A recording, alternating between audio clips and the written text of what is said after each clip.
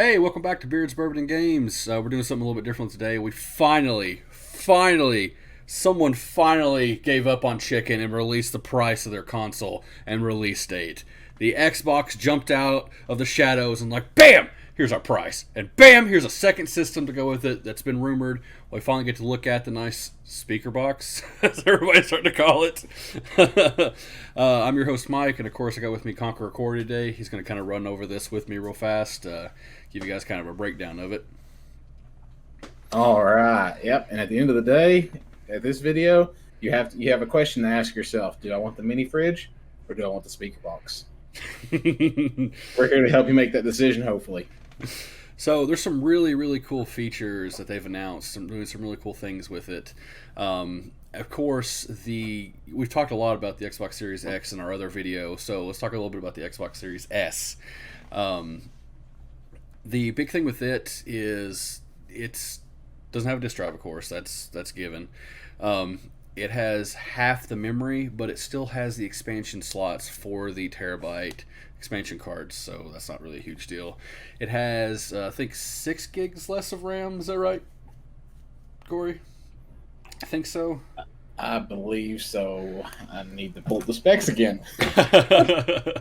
It does have a slower GPU. It only has 20 cores instead of the 52 like the Xbox Series X does, which drops it pretty far down as far as the teraflop power. It drops down to a 4 teraflop power instead of the 12.15 like the Series X does, which means its graphics performance is a little lower. It still will display at 1440p at 60 frames per second, and it goes up to 120 frames per second, but it does not have 4K capability. But for most budget gamers, which is what this, in my mind, is targeting, that's not going to be an issue because, 4K TVs have gotten cheaper, but they're still not as cheap as a 1080p TV. And it's worth noting, it does have 4K upscaling. It does have upscaling. I missed that. It has upscaling from what I'm hearing. I don't see it listed here on the specs, but it don't play native 4K, but it does upscale. Oh, that's cool. First of all, I want to say that I think Microsoft has really came out. One thing that is trending on any kind of forums is people are using the term, they have come out with a haymaker. And let's just face it, they made a mistake on the launch of the Xbox One. They paid a heavy price when the Xbox One first came out. And I think what we're seeing here is Microsoft taking a step back and says, we are not making that mistake again. Right. And yeah, I'm impressed. I have to say I am too. Hats off to him. I know Big Jim was going to be super excited about this. He couldn't be with us here today, but he's pretty excited about it. The price point that the Xbox Series S is coming in at is going to really, really hurt PlayStation, in my opinion. Especially, let's just get down to that. So the base, so the Xbox Series X is going to retail for $499, which we all kind of assumed. So that still is a cringe price, but it's not as bad as it could have been. Some of the early figures were like, oh, this is going to be $899, so $499. I'm okay with that. But the Xbox Series S is coming in at $299. $299. That is insanely priced. That is going to open the market for a lot of people. Agreed. And on top of that, Microsoft is also doing a payment plan. You can sign up for 2 years for, I think it's $34.99 a month, and you can pay off your Xbox Series X over 2 years. But the kicker on top of that is it comes with Game Pass, the ultimate Game Pass. So technically, in the long run, you save money. It ends up being over the course of 2 years, it's like you end up paying $100 more, like $5.99. So you're basically getting 2 years worth of Game Pass Ultimate for what, $50 less over 2 years. So It comes out. I think the math comes out that if you bought that separately, which let's face it, a lot of people who buy the Xbox are going to have Xbox Live anyways. That's one of the main appeals to it. right. And so to get Game Pass on top of that, which is already a great deal, Mhm. it's a phenomenal program that they're doing. But wait, there's more. We're going to throw a Billy Mays thing in here. They're also including EA Play with that. Yep. That is EA's version of Game Pass. Yep. At no extra charge is what I'm reading, which Yeah. is interesting because I'm wondering what kind of deals Microsoft made with EA. But again, it's a genius move, and I'm not a fanboy of the Xbox. Yes, I do like the Xbox. I remember when I got my first original Xbox, I loved it. But I do try to stay moderately in the center when it comes to both the consoles. Well, all three of them, because I count Nintendo in as a competitor now, even though they're kind of in their own market. Right. I'm kind of the same way. I mean, I'm a PlayStation fanboy, but like I said in the previous videos, I like Xbox. I like some of the things they did. I'm a huge Halo fan, obviously, but Microsoft has really blown it out of the water. It's crazy. This has been a super. They've got a great deal going on. They've got a great plan. Sony is really going to have to come in strong. We already know that their digital console is exactly the same as their non-digital only console, except for minus the disk drive.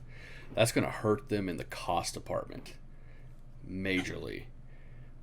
So either Sony's going to have to come in and take a loss, which consoles in the past have done to fight the market, or they may get priced out by Microsoft. Yep, and so basically, and one thing that's worth noting here, and I find it very interesting. If we all remember back when it was rumored that the Xbox One was going to be digital only, and Microsoft really wanted to push that, they got slaughtered on the internet. They tried to double down. It backfired horribly, so bad to the point where the original guy over the Xbox One pretty much had to step down, and Phil Spencer took it over. Yep. But I think the crowd is a little bit more accepting of the digital only aspect now. I agree. I mean, internet's more widespread now. I mean, it was getting that way back then, but some of the rural areas it wasn't as much. And let's address the elephant in the room: data caps. Believe it or not, some people, including myself, because I'm an AT&T customer, and I have to pay $30 extra for the unlimited home internet data because they still like to pretend that data caps is a standard practice across ISPs. Nope. They're the only ones there. They're like in the corner, go, oh, everybody does it. So if you do have a data cap, you do need to really think hard about going for the digital only, the Xbox One S, because the average game, I will probably take a bet, will probably average around 80 to 100 gigabytes. Yeah. As far as AAA games, easily. We already have games right now that are around 100. If you try to download Middle-earth Shadow of War, that is a 100 gigabyte download. Oh, that's 20% of your hard drive. Right. If you got the base model with just the 512 gigabyte NVMe. And depending on what kind of data cap you have, that could be your entire month's limit. So you're looking at paying more. You don't want your parents yelling at you.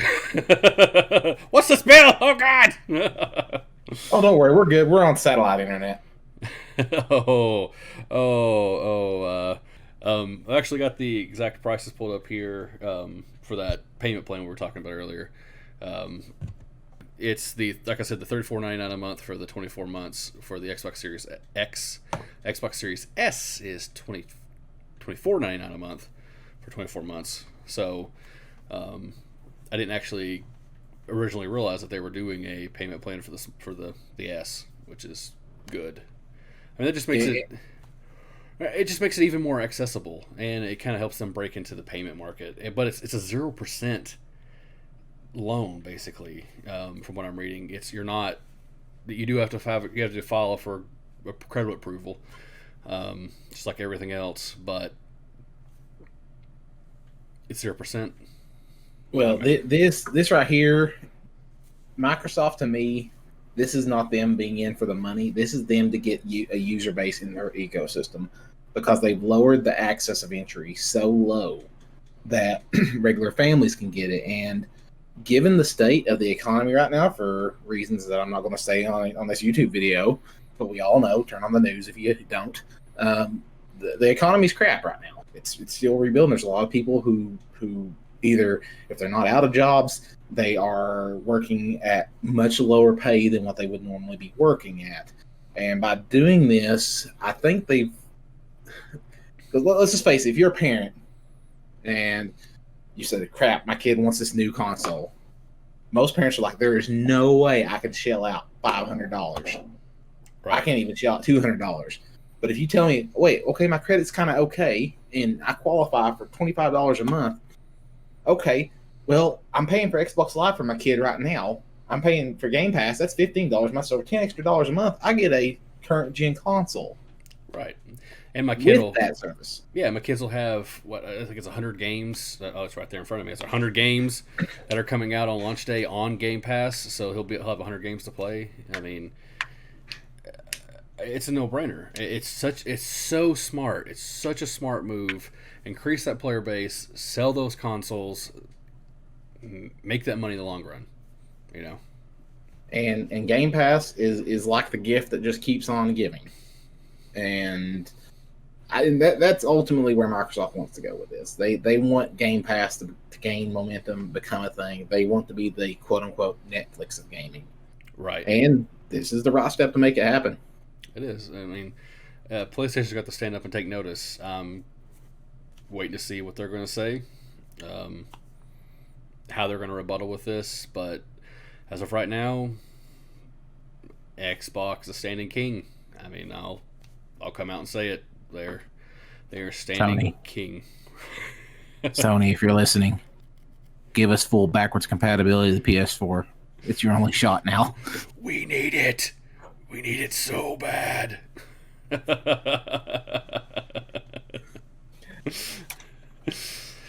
All right. Well, we just wanted to touch on the price, and we didn't have to actually say the release date, November 10th. And pre-orders go live September 22nd. So there's no details as to what time on September 22nd. But I know I'll be ready. Credit card in hand, ready to swipe that thing and get it going. Honestly, as someone who still uses a 1080p television, I'm really looking hard at the Series S.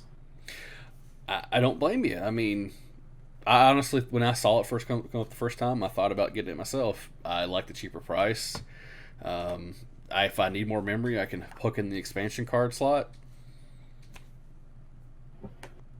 That's about it. I mean, the only thing that's really stopping me is that I do have that 4K TV that I've been playing a lot of games on, and I'm pretty excited about seeing the next gen and all its glory or whatever.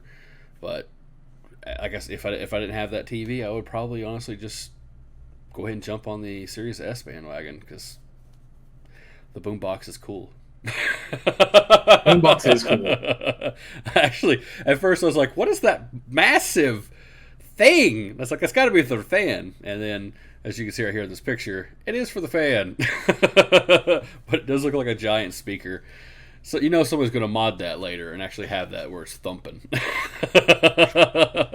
Well, I really dig the form factor, though, because I think that fits better in the living room, which, you know what? Say what you will. I do like the mini fridge design of the X. I don't know. It just, it looks like, it makes me want to build a PC with the same look. Right. But the Series S, I love how compact it is. They really took advantage of, hey, let's take out all these parts. We're generating less heat. Let's put a big fan on the side of it, and bam, you have it. The thing don't look big at all, which I haven't seen an actual real size comparison. It might be as big as the Xbox One X, but I don't know. I don't know. It's cool. I wish it came in black, though. I do too. I do wish it came in black. Here's the size comparison. It's definitely a lot smaller, and like the fridge is huge. But we talked about this in our previous video. But the fridge will work with a room better than the PS5 will, unfortunately. The PS5 is this honking monstrosity. It's bigger than the Xbox Series X. It's huge. And that's one thing Microsoft has going for it this generation too, is that it's sleek designs. I don't understand where we went from having sleek designs to how crazy can we get. I mean, don't worry about the PS5. I mean, if someone comes in and questions and say, "Oh, that's my modem." That's right. This generation we have the modem, the fridge, and the boombox.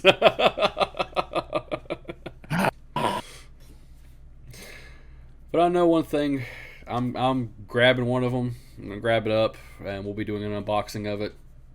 Just because, you know, I'm super giddy about that. So, that's about all I have for this episode. Do you have anything to add, Corey? Pre-order start on September 22nd. Yep. Mark that date, because they will sell fast. With the current state of the world, production is behind, even though they have ramped up production as for the PS5 and the Xbox Series X. Apparently, they're actually going to do staggered releases. So, mark your calendar, be ready to go. Have your milk money set aside. All right, well, I think that's about all the time we have. Thanks for watching us. If you like this content, hit that like button, ring that bell, subscribe, and leave a comment down below for us. Tell us how terrible we are. We're horrible human beings. But as always, I'm your co-host Mike. I'm Conqueror Corey. And we'll see ya. See ya.